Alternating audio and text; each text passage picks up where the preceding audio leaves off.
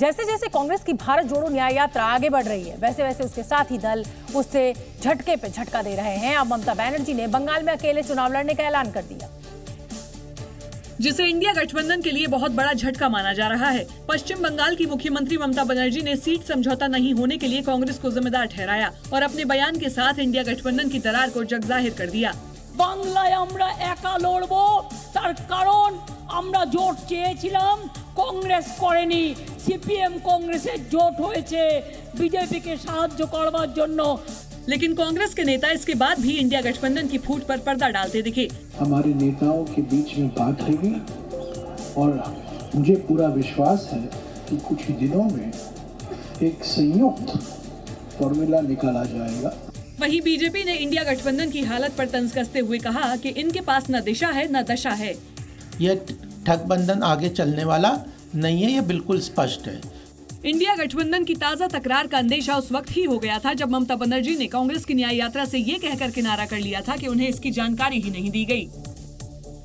तो चलिए अगली खबर का रुख करेंगे जो हमसे और आपसे जुड़ी हुई है। जी हां, पेटीएम पर रिजर्व बैंक ऑफ इंडिया की कार्रवाई के बाद करोड़ों लोग दुविधा में हैं। हर किसी के मन में सवाल यही उठ रहा है कि वो पेटीएम का इस्तेमाल करे या ना करे। एक एक करके उन सवालों के जवाब हम आपको बताने की कोशिश करते हैं। पहला सवाल यह है कि क्या पेटीएम के जरिए यूपीआई पेमेंट कर सकते हैं? तो इस सवाल के दो जवाब हैं, नहीं भी और हाँ भी। अगर आपने अपने पेटीएम से पेटीएम पेमेंट्स बैंक का अकाउंट लिंक किया है तो आप यूपीआई के जरिए लेन देन नहीं कर सकते हैं। लेकिन अगर आपका पेटीएम किसी और बैंक के अकाउंट से लिंक्ड है तो आप यूपीआई के जरिए भुगतान कर सकते हैं। अब दूसरा सवाल कि वॉलेट में जो पैसे हैं उसका क्या होगा? तो 29 फरवरी से पहले वॉलेट में मौजूद पैसा या तो खर्च कर लें या उसे दूसरे वॉलेट या बैंक अकाउंट में ट्रांसफर कर दें।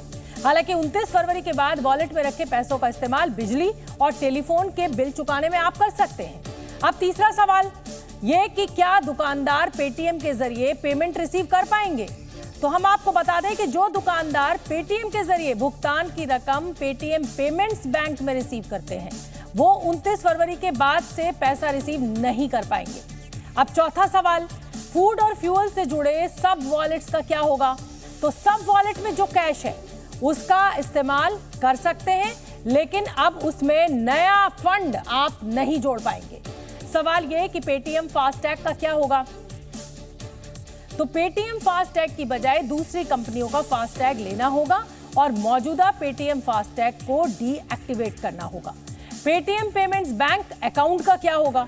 तो 29 फरवरी के बाद ग्राहक पेटीएम पेमेंट्स बैंक अकाउंट में कोई लेन देन नहीं कर पाएंगे। कुछ दिन पहले तक बर्फ के लिए तरस रहे जम्मू कश्मीर के गुलमर्ग में भारी बर्फबारी हो रही है। आलम यह है कि इस वक्त गुलमर्ग का कोना कोना सफेद हो गया है। गुलमर्ग के इन खूबसूरत नजारों का इंतजार सैलानियों से लेकर कारोबारियों तक को था। और आसमान से गिरते बर्फ के सफेद फाहों ने सबकी मुरादें पूरी कर दी। कुदरत की इस कारीगरी के आगे हर शख्स लाजवाब दिखा और माहौल का लुत्फ उठाता नजर आया। जनवरी में बर्फ नहीं गिरने की वजह से सैलानियों की तादाद में भारी कमी दर्ज की गई, लेकिन ताजा बर्फबारी ने काफी हद तक इस कमी को पूरा कर दिया। गुलमर्ग में बर्फ से लदी ढलानों पर लोग फिसलते दिखाई दिए। जो घाटी कुछ दिन पहले तक सूखी थी उसे बर्फ की बारिश ने मानो नई जिंदगी दे दी। विंटर स्पोर्ट्स के लिए भी गुलमर्ग के स्की रिजॉर्ट तैयार हो गए हैं। ताजा बर्फ गिरने के बाद घाटी की एक तस्वीर और थी जिसने सबका ध्यान खींच लिया। अनंतनाग के काजीगुंड में बारामूला को बनिहाल से जोड़ने वाली ट्रेन भारी बर्फ के बीच पटरी पर दौड़ती नजर आई। चलती ट्रेन से रिकॉर्ड किए गए वीडियो में अनंतनाग के काजीगुंड की खूबसूरती देखते ही बन रही थी। जहां तक नजर जा रही थी सिर्फ बर्फ ही बर्फ दिखाई दे रही थी। आसमान से लेकर जमीन एक ही रंग में रंगे दिख रहे थे। अनंतनाग में रेलवे ट्रैक पूरी तरह बर्फ से ढक गए हैं। ऐसे में ट्रेन की आवाजाही के लिए उसे हटाने का काम भी लगातार किया जा रहा है। मौसम का मिजाज बदलते ही पहाड़ों की सूरत भी बदल गई। उत्तराखंड के चारों धाम बर्फ से ढक गए। बद्रीनाथ से लेकर केदारनाथ घाटी तक बर्फ ही बर्फ दिखाई दे रही है। यहाँ तक कि गंगोत्री यमुनोत्री राष्ट्रीय राजमार्ग 2 जगहों पर बर्फ की वजह से बंद करना पड़ा। लंबगांव केदारनाथ लिंक रोड भी बर्फबारी की वजह से बंद हो गया, जिसे नेशनल हाईवे और बीआरओ की टीम बहाल करने में जुटी है। उत्तराखंड में ये सीजन की पहली ऐसी बर्फबारी है जिसमें रास्ते बंद होने की नौबत आ गई।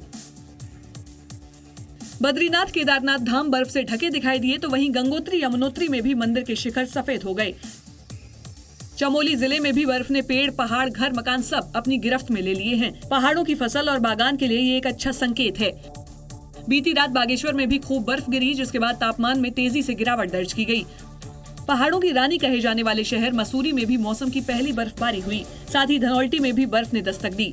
बर्फबारी न होने से सैलानियों की आमद भी कम रही थी, लेकिन अब मौसम के बदलने से टूरिज्म व्यवसायियों को भी उम्मीद बंधी है। मनाली के पहाड़ दिसंबर जनवरी में बर्फ का सूखा झेल रहे थे, लेकिन अब वहां बर्फ का कब्जा दिखाई दे रहा है। हिमाचल प्रदेश के ऊपरी इलाकों में बीते 2 दिनों से खूब बर्फ पड़ रही है, जिसके बाद मनाली में 4 इंच तक बर्फ जमा हो गई, जबकि रोहतांग में 3 फीट मोटी बर्फ की परत जम गई है। अब तक हिमाचल प्रदेश के पहाड़ भी हरे बने हुए थे, लेकिन पिछले 2 दिन से हो रही बर्फबारी के बाद तस्वीर बदल गई है। आसमान से रुई के फाहे जैसी गिरती बर्फ के बीच सैलानी लुत्फ लेते दिखाई दिए। कुफरी, नारकंडा जैसे शिमला के ऊपरी इलाकों में बर्फ की दस्तक के साथ ही सैलानियों का भी सैलाब उमड़ रहा है। लंबे इंतजार के बाद बर्फ को देखकर सबके चेहरे खिले हुए हैं। धौलाधार के पहाड़ भी बर्फ से ढकना शुरू हो गए हैं। उत्तराखंड के अलावा हिमाचल में भी बारिश और बर्फबारी को लेकर मौसम विभाग ने ऑरेंज अलर्ट जारी किया है। दिसंबर जनवरी में जो जगहें बर्फ से ढक जाती थीं, वहां कतरा भी देखने को नहीं मिला, लेकिन अब लौटती ठंड में हो रही बर्फबारी ने मानो हर तरफ अपना कब्जा जमा लिया है। मौसम विभाग के मुताबिक अगले कुछ दिन बर्फबारी का ये सिलसिला जारी रहेगा। पहाड़ों पर बर्फबारी नहीं रुक रही और उत्तर भारत के मैदानी इलाकों में बारिश, कई जगह पर तो बारिश के साथ साथ ओले भी गिर रहे हैं। दिल्ली एनसीआर में भी कल रात से रुक रुक कर लगातार बारिश हो रही है, जिससे कोहरे में तो निजात मिली ही है, साथ में प्रदूषण का स्तर भी बीते दिनों के मुकाबले कुछ कम आंका गया। दिल्ली एनसीआर में भारी बारिश से कई जगह सड़कों पर पानी भी भर गया। दिल्ली के अलावा हिमाचल प्रदेश, चंडीगढ़, हरियाणा, पंजाब और उत्तराखंड में भी बारिश का ऑरेंज अलर्ट जारी किया गया है। हिमाचल प्रदेश के कई शहरों में तो बारिश के साथ ओले भी गिरे। चंडीगढ़ से जो तस्वीरें आई, उसमें सड़कों पर जबरदस्त ओले गिरते दिखाई दिए। यहाँ तक कि शिमला में भी बर्फ की तरह ओले गिरे हुए दिखे। जहाँ बारिश ने एक तरफ प्रदूषण और कोहरे से राहत दी है, वहीं किसानों की मुश्किलें बढ़ा दी हैं, क्योंकि तैयार फसल पर बारिश और ओले गिरने से पैदावार में नुकसान होना तय है। हिमालय की बर्फीली वादियों में पाए जाने वाले स्नो लेपर्ड यानी हिम तेंदुओं के बारे में केंद्रीय पर्यावरण मंत्रालय एक सर्वे जारी कर चुका है। ये पहला मौका है जब स्नो लेपर्ड की गिनती की गई है।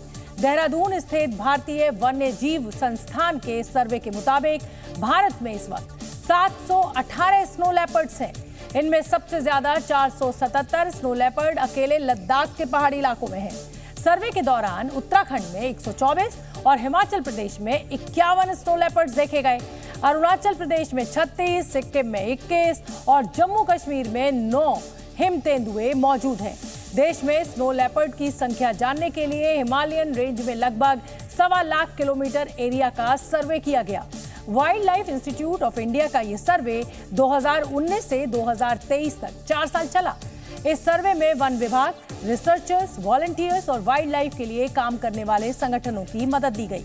एक जानकारी के मुताबिक पूरी दुनिया में करीब 6,500 स्नो लेपर्ड हैं, जो भारत के अलावा चीन, नेपाल, भूटान, रूस, उज्बेकिस्तान और तजाकिस्तान जैसे देशों के बर्फीले इलाकों में मौजूद है। दिल्ली में मशहूर स्पेनिश कवि फेडेरिको गार्सिया लोरका की कविताओं के संग्रह का विमोचन किया गया। सांड से युद्ध और मौत शीर्षक वाले इस कविता संग्रह लोरका की 75 स्पेनिश कविताओं का हिंदी में अनुवाद हुआ है। स्पेनिश और हिंदी दोनों भाषाओं का ये संकलन स्पेनिश भाषा के जानकार और अनुवादक डॉक्टर प्रभाती नौटियाल ने तैयार किया है। सिर्फ 38 साल में दुनिया छोड़ चुके लोरका का ये 125वां जन्म वर्ष है। 20 से ज्यादा स्पेनिश देशों में आज भी लोरका के समर्थक लोरकिनो नाम से अपने ब्लॉग या फेसबुक ग्रुप चला रहे हैं। ये कविताएं ऐसी हैं कि आप कई बार पढ़िए, छोड़ दीजिए, फिर कई बार समय बाद पढ़िए, तब भी आपको उसमें ताजगी दिखेगी और कोई नए अर्थ दिखेंगे। इस किताब का कवर 7 साल की बच्ची अवनी जयाल ने डिजाइन किया है। मैं जानती नहीं थी कि मुझे लोका का कवर पेज डिजाइन करना है। मैं 7 इयर्स की थी, मैंने एक दिन ऐसे रैंडमली इसे बना दिया था एक बटरफ्लाई को देखकर। इस मौके पर हिंदी के वरिष्ठ कवि और विचारक अशोक वाजपेयी ने कहा कि लोरका की कविताओं में कई बार जड़ वस्तुएं सजीव हो उठती हैं। डॉक्टर प्रभाती के अनुवाद ने एक बार फिर हमें दुर्लभ रस, संवेदना और आवेग की महान कविताएं पढ़ने का मौका दिया है। ये हिंदी में आत्मविश्वास बढ़ने की भी घड़ी है कि हम संसार की बड़ी भाषाओं को सीधे अनुवाद में अपने तक ला सकते हैं। ये क्षमता हिंदी में है। कविता संकलन के विमोचन के मौके पर भारत में स्पेन के राजदूत खोसे मारिया रिदाओ दोमिंगेज भी मौजूद रहे और उन्होंने लोरका की कविताओं के हिंदी अनुवाद के लिए डॉक्टर प्रभाती का आभार जताया। Zee News।